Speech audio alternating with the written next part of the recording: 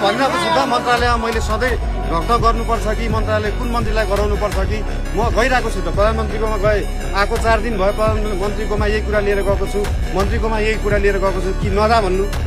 भन्नु कामै नगर भन्नु ए बाबा 5 वर्ष भएको छैन 3 दिन 4 दिन मात्रै भयो के 4 दिन मात्रै भएको छ 4 दिन मात्रै भयो 4 दिन 5 वर्ष भएको छैन 4 दिन मात्रै भएको छैन 17 वर्षको कुरा म माथि लाग्छु तपाईँको 20 वर्षको कुरा म माथि अहिले एक्लै लादेर हुन्छ त मलाई काम गर्न दिनु पर्यो नि त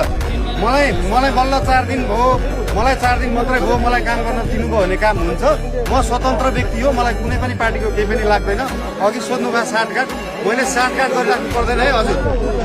है साटगाट गरिराख्नु पर्दैन मैले महानगरको मेयरको पद पनि लिनु पर्दैन थियो पत्रिकामा देख्नु नै भयो होला 70-80 बिघा के आइरहेको थियो मैले यो जागिर पनि खान पर्दैन थियो म इन्जिनियर हो म आफ्नो काम गरेर बस्न सक्छु म 3.5 लाख महिनाको तलब खाने मान्छे होइन मैले यो साटगाटको विषय पनि गर्नु पर्दैन कुनै पनि पार्टीसँग सेटिङ मिलाउनु पर्दैन बुझ्नु पनि त्यो कुरा चाहिँ सबैजनाले बुझिदिनु पर्यो म स्वतन्त्र व्यक्ति हो मलाई काम गर्न दिनु पर्यो हप्ता दिनमा हुने काम एउटा छन् 1 महिनामा हुने काम एउटा छन्